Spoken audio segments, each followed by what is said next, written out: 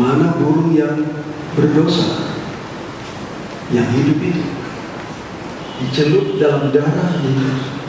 Dia disucikan, dilepaskan, dia terbang kemana pun dia pergi. Di mana dia pergi, orang nonton, orang lihat.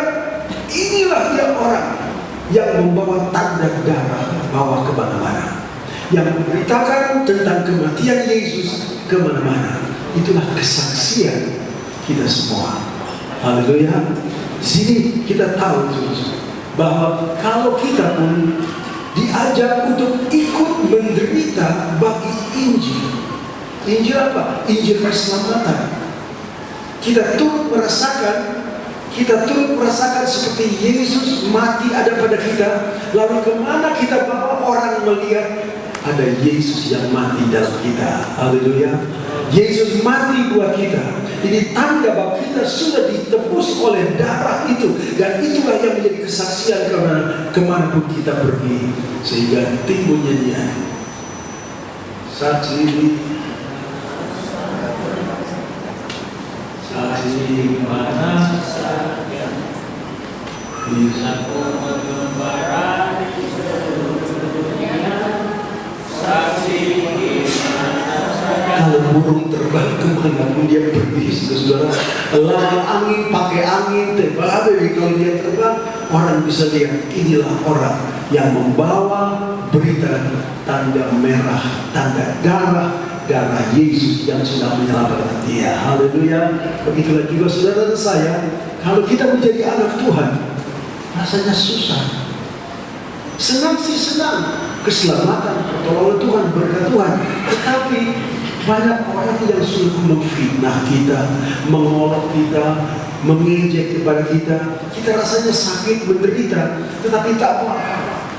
Pokoknya menderita di dalam rasanya, tapi dari luar, lihatlah aku anak Tuhan yang sudah ditebus oleh darah Yesus. Haleluya.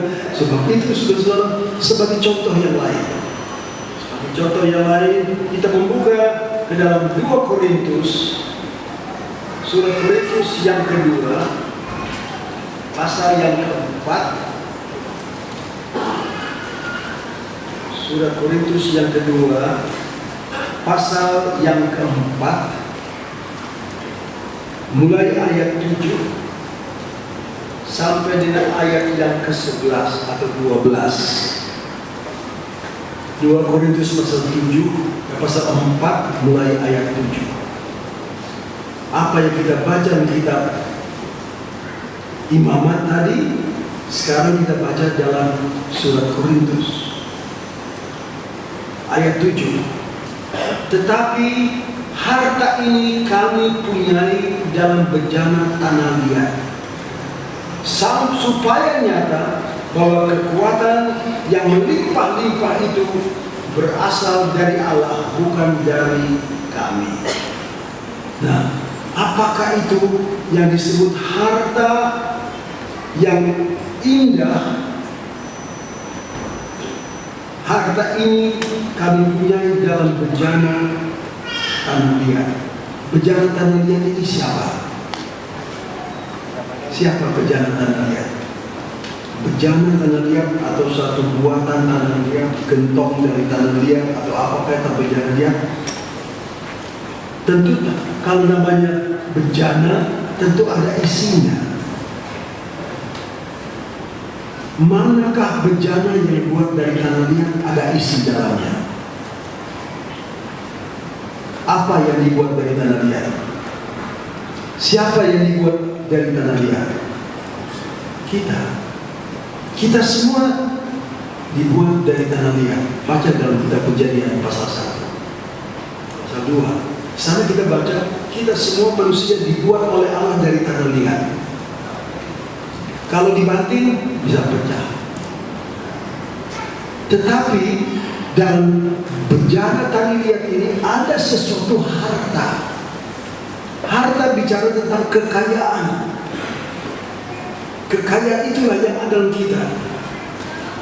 Supaya nyata bahwa kekuatan, dikatakan di sini, supaya kuasa, kekuatan yang melimpah-limpah itu berasal berasal dari Allah, yang isinya harta di dalam itu mempunyai kekuatan yang melimpah-limpah kekuatannya, lebih besar kuasanya daripada si bejana itu sendiri.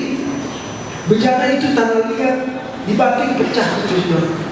Kita juga tubuh kita, ya kena masuk angin aja, kita kerok supaya anginnya keluar.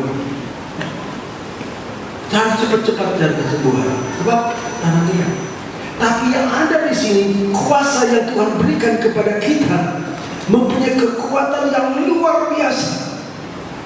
Tuhan bukan berikan kepada kita roh ketakutan, roh yang mendatangkan ketakutan, tetapi malahkan yang Tuhan berikan roh yang mendatangkan kekuatan.